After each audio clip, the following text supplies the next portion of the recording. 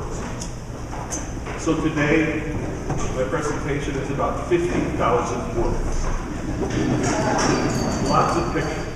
Only the first 3 or 4 have any writing. The rest are visuals for us to take a look at as we approach this topic of culture. The church in the modern world, the proper development of culture. This is the very first sentence of Doubting Msgr, the document we're reading all this second year long. A beautiful sentence. The joys and the hopes, the griefs and the anxieties of the men of the church, especially those who are poor or anyway afflicted. These are the joys, hopes, the griefs and anxieties of the followers of Christ. At the new church built in Myler after the floods of 93. Everybody from Myler? You recognize this, right? This quote is in the wall of the sanctuary.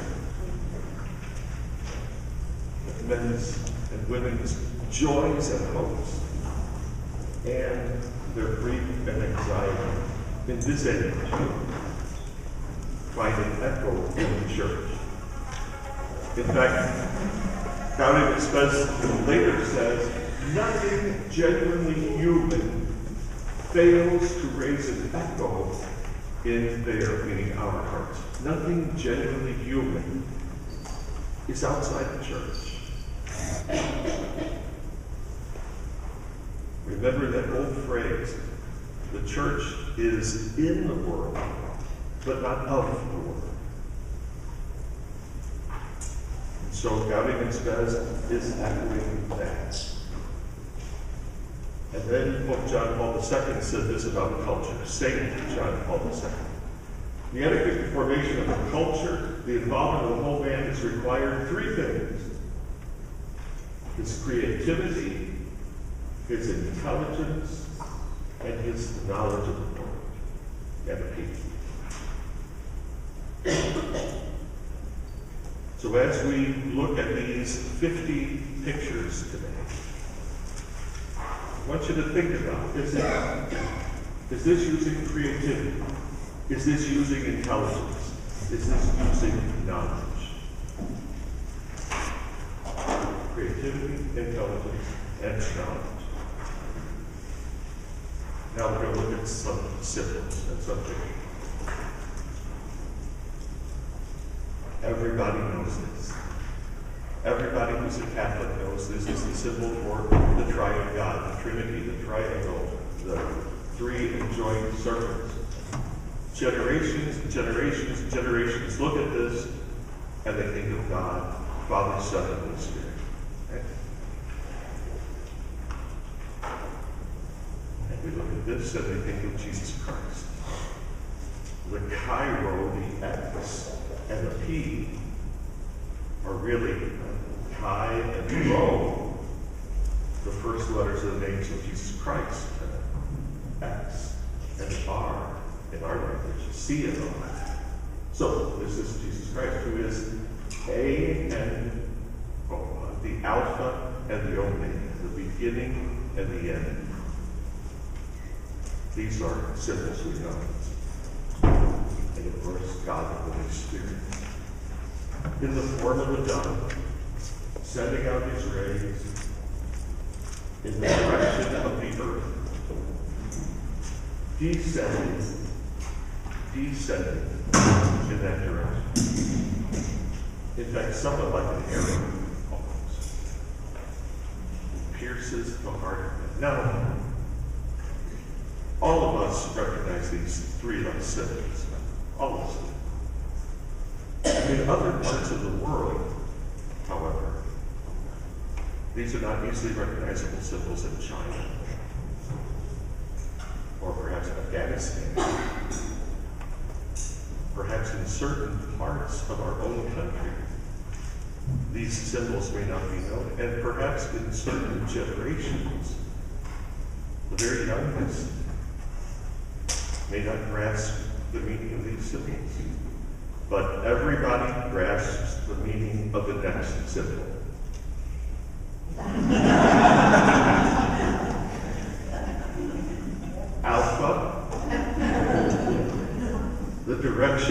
things go quickly.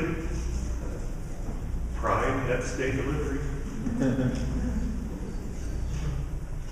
So, culture at this point may be more accustomed to this symbol than the next symbol. And this symbol was found in a prayer. This symbol was found in a nativity set. These are the three wise men. It's called a hipster nativity. Yeah, it's not my favorite. Not my favorite. But nothing genuinely human does not touch the heart of the church. So, last Advent in the cathedral, as we do every 3 years, every third year, we have a display of nativity sets. 60 from around the world. This is the hip-full hipster nativity. Okay? Not my favorite, not under my tree. Out of 60, this was one. Most of those 60, probably 55 of those 60, looked like this. Okay. Stable, wood. But the one most people stopped and looked at was this. And some people were happy with it.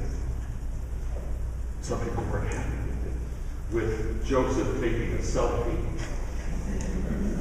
and the Blessed Mother with the star buttons, 3 wise men from Amazon, a shepherd with an iPad, sheep in a sweater, and the ox eating from gluten-free feed.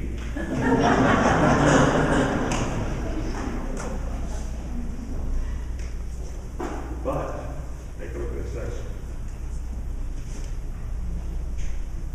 next one. Mexico. Now, some people say about the Amazon, or the hipster, that's not the way it was. I've heard that from several people. That Joseph did not take a selfie. And Mary did not have Starbucks. And besides, Mary showed a strap where her sweater was moved. This is also not the way it was. But it's beautiful. It has meaning. Many churches in Mexico, they are more elaborate than this. They portray different cultures. The 3 kings are usually depicted as an Egyptian, an Arabian, and an African.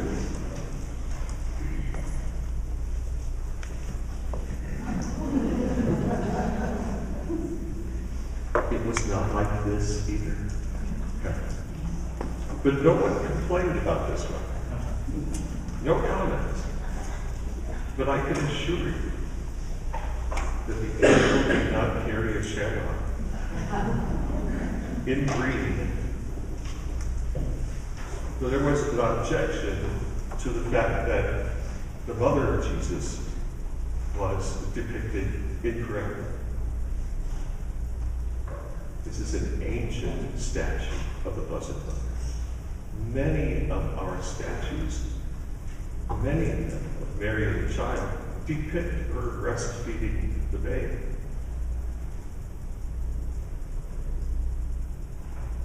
No one objects to this, and they shouldn't. They shouldn't object to this.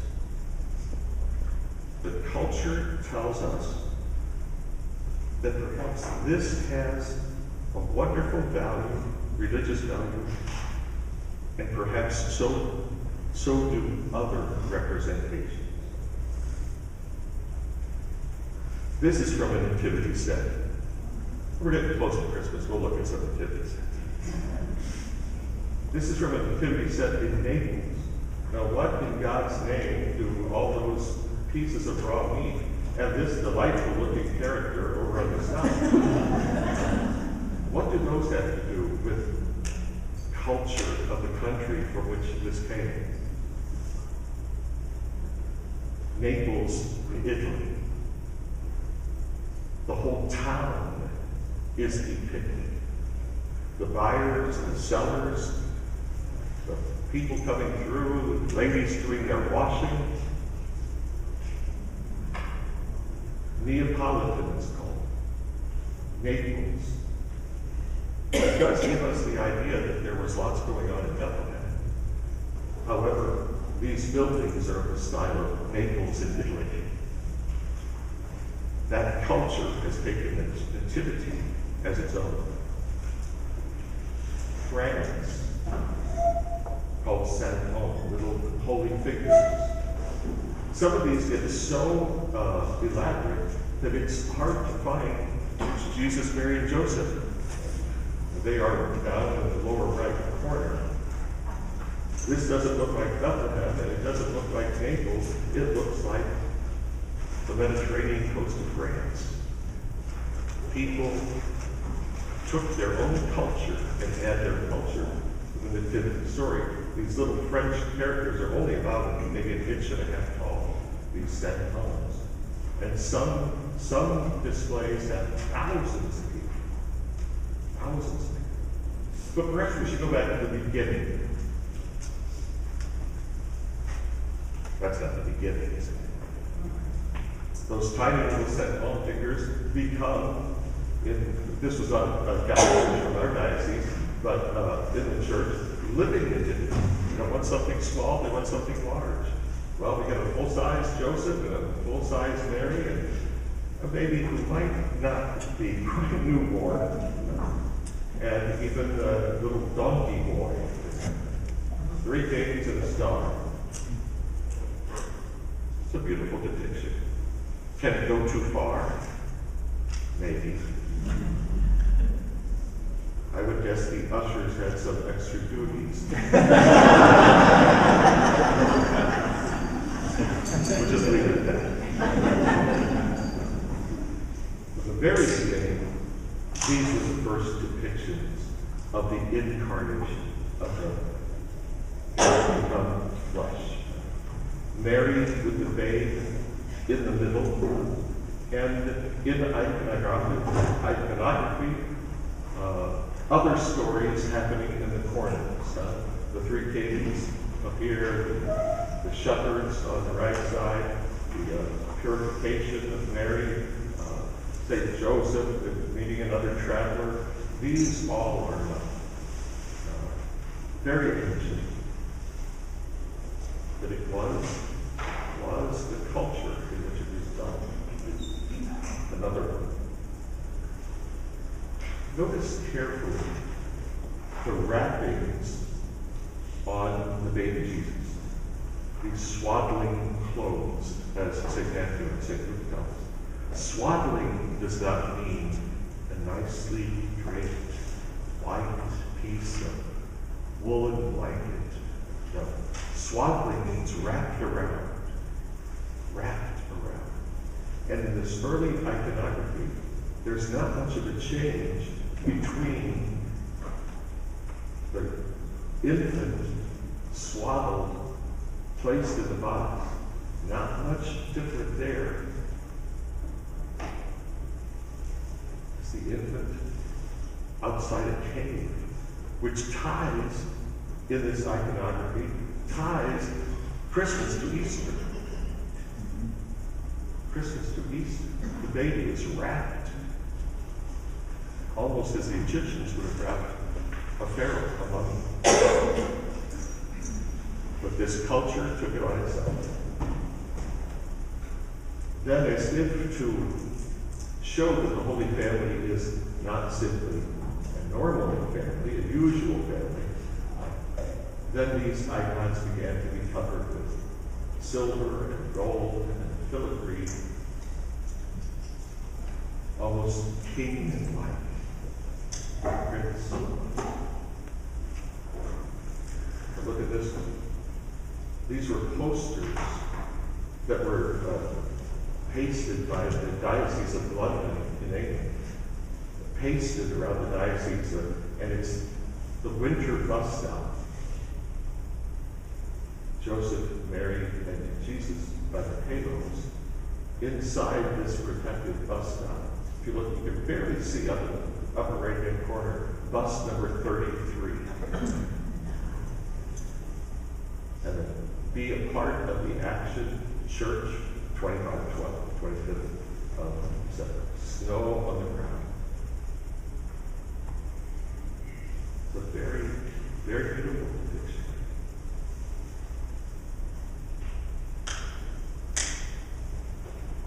Even in the Native American culture,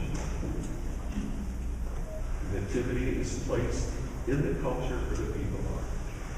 3 chiefs. Drummer boy, looks like here in the lower left. Joseph, protecting Joseph. The child, the young mother, the angel, the teepee. Igloo nativity. Jesus, Mary, Joseph, some kings, some shepherds, but a different complement of animals. Bears, polar bears, antelope, penguins.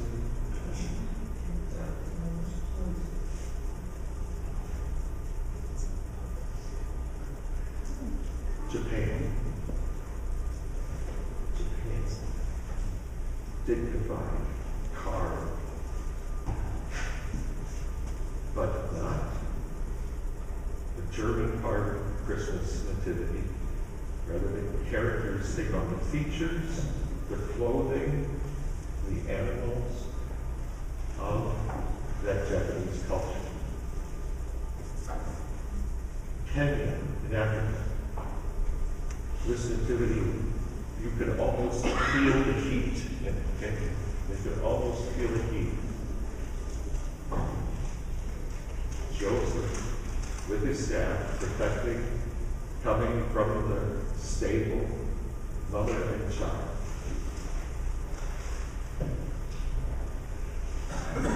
Peru. These are called retablos. They might be about 3 feet tall. They have doors that open. People keep them out all year long because those doors inside close, and there's a religious painting on the outside. But then come Advent and Christmas, they open the doors up. See the very colorful depiction of the nativity in the Peruvian culture. The Hawaiian Islands. Coconuts used to make the hut, to make the figure. Not realistic. The people tend to use what they have. Use what they have. Nativity made from banana leaves. Also African.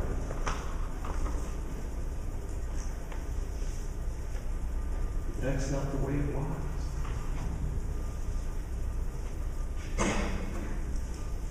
Anybody take a guess what this nativity is made of? Rolled up paper, rolled up comic book paper. This is India. And so supplies are in short supply. And so what they have plenty of, old books, old magazines, old newspapers, become nativity. People use what they have. Also Indian. Any guesses as to what this set is made of? Soda cans. The green is Sprite. The red is Coke. The orange is Fanta. I don't know all my sodas, but those many I know. The culture uses what it has.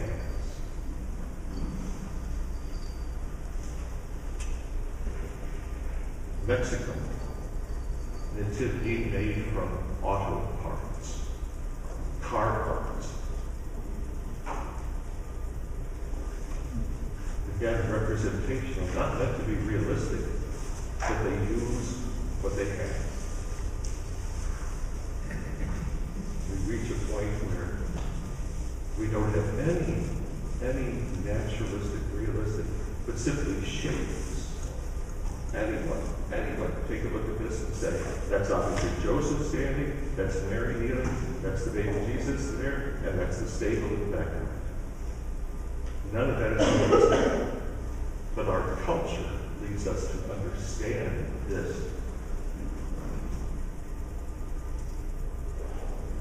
The same Peter. This is a ceramic glaze. It's very flat. It can be hung on a wall. It's flat like a picture frame. But again, the culture from which this comes, and this is Australia, the culture from which this comes, again, takes the nativity, places it in the modern culture.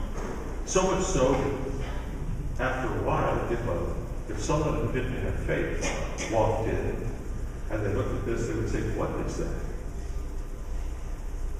But because everything that is genuinely human finds a reflection in the church, then,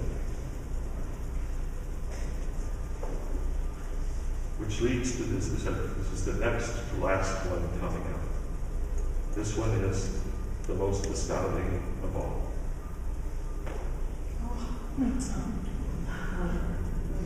It is a nativity set. The angel is that yellow thing sticking out. The box is the stable. Joseph in brown, Mary in blue, the babe in white, shepherd in gray over here, and three kings from three different places, three different colors. Now, which one is most like what happened? Of all those that we've seen, it'd be hard to pick. Which one touches your heart? That's a whole different question. Which one touches your culture heart? Now, in our modern world, this has some meaning. 500 years ago, this had meaning.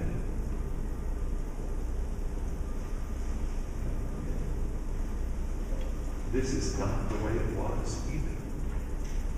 There were no golden arches around the top of Bethlehem.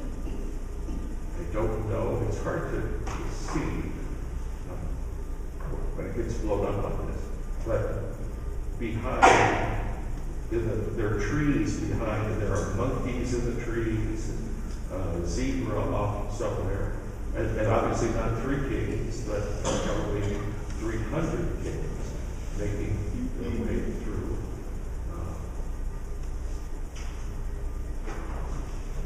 Does this have meaning? Absolutely. Is it affected by the culture in which it was drawn? Absolutely. Is it human? Yeah, absolutely not. So, just sometimes to understand culture and the proper development of culture, we have to realize that culture changes. What doesn't change is the Son of God became man, born in the Virgin. That doesn't change in any. Well, there is one nativity. I refused to put it out last year, whatever it was. It was Charlie Brown, which is very lovely, I think, in many ways. You know, they're little costumes for Charlie Brown Christmas. But the baby Jesus is that little bird. I don't know that bird's name, Charlie Brown. Okay. Truly human? I don't know. So we want it to be the way it was. But we always take the way it was and adapt it to our own culture. Anybody in this world, anybody who's seen a unique nativity that they would share with us? Have you seen what it might be made of? Or anybody ever had the donkey come into your parish church? There's nothing wrong with that, I suppose. Although one of the discussions of that picture so realistic as to bring a donkey in on Christmas. Do they actually crucify their pastor on Good Friday?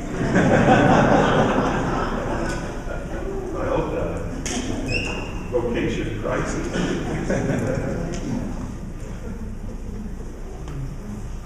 So, obviously, these artists have taken a risk, and with, again, what were those three things of John Paul II?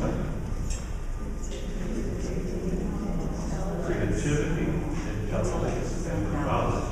Creativity, intelligence, and knowledge. In each generation, in each continent, in several different materials. I wouldn't say there were any that were lacking in intelligence or creativity, or in a sense, even in knowledge of what was happening. So, in a few minutes, we're going to take a look at something that is not only for the visual word, but for the written word, the parables. Let's see if we can, from where we are, just make it use whatever paper you have. Let's see if we can make a list. Let's see if we can make a list of the parables of Jesus Christ, moving from the visual word to the spoken word.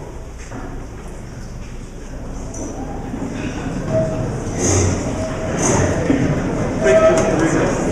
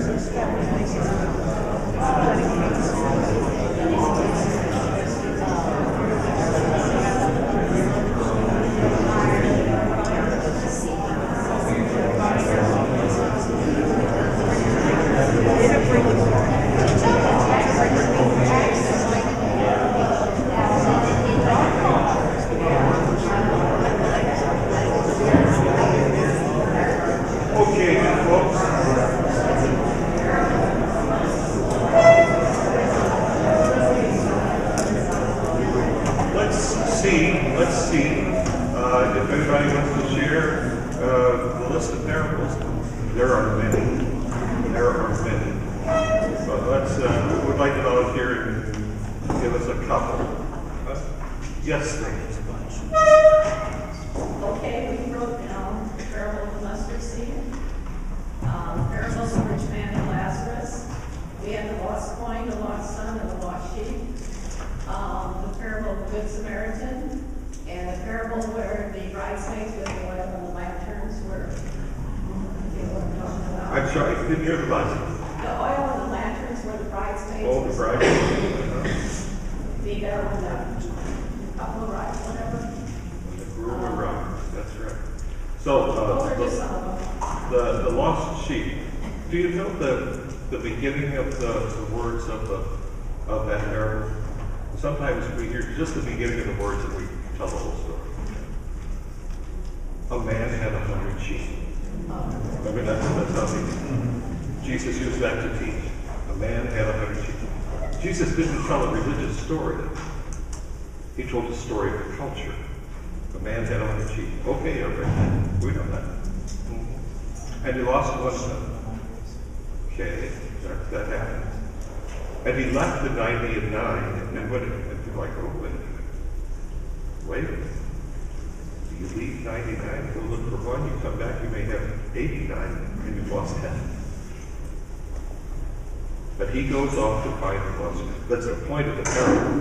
But we know the story as soon as we hear the first words. The Good Samaritan. You mentioned the Good Samaritan. I know that the first words of that. There was a man who was making his way from Jerusalem to Jericho, and he fell in with robbers. The parable goes on for almost a whole page after that, but we fill it in. He was beaten, stripped, robbed, left for dead. One guy went by, another guy went by, finally a Samaritan. We just tell the whole story. We've heard it so many times, just from the first few words. You mentioned the bridesmaids. The scripture begins, Jesus telling the parable. There was a wedding to which 10 virgins were invited. Now 5 of these were foolish, 5 were wise. We can tell the whole rest of the story. The lost sheep, the Good Samaritan, the brides with their oil lamps. Any other table in the couple? Please, yes. We had the woman at the well. And the woman at the well, okay? The prodigal son. The prodigal son. The story of the unmerciful servant. Okay, the unmerciful servant. Let's just agree again how familiar we are. The well is probably not a parable. It's something that actually happened. It wasn't a story that Jesus told, but it has paramount parts. But the prodigal son. Anybody remember how that story begins? There was a man who had 2 sons. Exactly. There was a man who had 2 sons. And the younger said to his father, you can tell the rest of it, Father, give me what's coming to me. Off he goes, he comes back. We could almost recite the whole parable. Just with the first couple of words. Jesus' hearers, however, were astonished at the twist ending in Paris. It all had a twist ending. The unmerciful servant. First words, think that. There was a servant who owed his master a great amount. That's up easy. And we can just relive the experience of that servant being forgiven, of that servant meeting another servant who owed him and is not forgiving him. So the first servant gets called back to the king. I mean, the whole, just with the first few words. Yeah. Any others? Please. House on rocky ground. Oh, yeah, house on rocky. Anyone wise will, but there was someone who built their house not on rock, but on sand. Yeah, there it is. If I can, sure. Please. The vine workers, the vineyard workers, the ones that all got paid the same amount. Oh, yeah. And then the other vine workers who took over the vineyard and when the serpents Killed came the to sun. collapse and the sun came to There was a man who owned vineyards, and he went out looking for workers. Immediately, he went out at dawn, at 8 o'clock, at 10 o'clock, even went out at noon. They all got paid the same. And then we can rattle off the parable just from the opening. And the same is true of there was a man who owned a vineyard. He dug it out into a wall around it. He left the vineyard in the hands of his servants. When it came time for the grapes, they killed one servant, they stoned another. Finally, the man said, "I will send myself." So these are part of culture of every generation of Christians, but in every place. And maybe I've got one or two. Yes. The mustard seed, the smallest of seeds. And yet it grows to be, hear that frequently. Yes. The sower and the seed, so I can seed on good ground. Oh, yeah. Sower, we know that. And you know that of all the parables, that's perhaps the most involved one. So it's seed, good soil, bad soil, rocks, thorns. Yeah. So,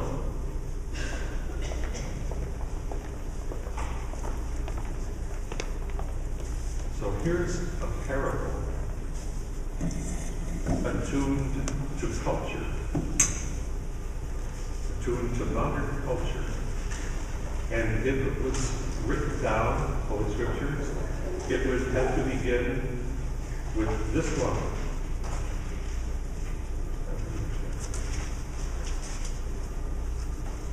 There was a woman who took the train to New York City to do Christmas shopping. Just like there was a man who had two sons, just like somebody's on the road from Jerusalem to Jericho, all those parents.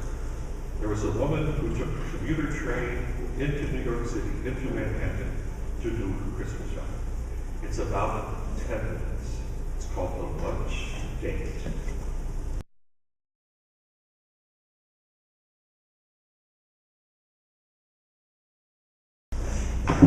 Did you notice her aha moment? Yeah, certainly did. These parables, much like Jesus Christ taught, always have twist ending, always have an aha moment in their teaching. Sometimes at Mass, the lector will ask the priest, are we going to use the long version or the short version? How many are lectors? Are we going to use the long version or the short version? Well, the short version of this would have been, the lady goes to the inn and she drops her purse and then gets lost. She's stranded. She's just barely got enough for dinner before everything. Sometimes the long version is the whole story, and it's not that much long. It's not. The more scripture we hear, the better off we are. I'm astounded thinking about what happened when she died. Did her husband say, how'd the shopping day go? Did she say, you're never going to leave? Or did she say that's something that happened to me? I think it changed me. I think it changed me. This is what happened. That's what a parable is, what happened. Storytelling. So we go back to those parables that we know, and the parable can be enculturized and retold with an aha moment in a way that gives it still its original meaning, but in our day, in our time, in our place. Going back to the culture of the nativities, any comment on any one of them? Anybody? Was there one that jumped out at you, or one that you particularly thought much too bizarre? The modern one is much too bizarre. Which is the one with the Amazon delivery. Okay. But I heard a different answer. You didn't like the woodblock one. Any strike you for their unusualness, their beauty? What do you think of nativities that made out of coconuts? You live on those islands. What do you think of a nativity set made out of banana leaves? What do you think of a nativity set made out of Mexican car parts? Again, it's not my choice. I wouldn't have it under my tree. What's that? It still looked like a nativity. It still It had did. the main components there. It wasn't hard or difficult to imagine Jesus, Joseph, and Mary. You know, the wood blocks just. Maybe you think about the grandkids, they're building blocks. Right, you know, this is something they're going to play with. They're going to build blocks, but it wouldn't be respected for what it is representing. I can see all of them except for all the wood blocks using that to have build conversation. But the one with wood blocks, I don't see anybody stopping me like, oh, I get it, or can we talk about it? Sure. The wood block one, And you said they could be articles of confrontation, did you say? well, not conversation, conversation. Conversation, absolutely. Conversation and evangelization. Yeah, exactly. Evangelization. Yeah. On the other hand, if the wooden blocks one was brought to you by one of your grandchildren and said, look what I made, put it in that context, you might say it's the most beautiful nativity I've ever seen. Because you know what's behind it, you know the culture. You know the culture. So once again, I've chosen these just as an example of what Doubting Msgr talks about, and what Pope St. John Paul II talked about in terms of culture, that it be creative, that it have intelligence behind it, and a certain knowledge of the world. Now this last short film that we saw, creative, intelligent, knowledgeable. Yeah, I think the guy knew what goes on in train stations. I think he knew something about suburban ladies. This is about 20 years old, and it was made by a young filmmaker, only in his very early 20s. And now the movies cost $40, $50, $100 million to make. I think he made this movie for less than $1,000. But you can find it on YouTube, and it's worth a gander. Show your friends that it really is a Christmas movie in some way.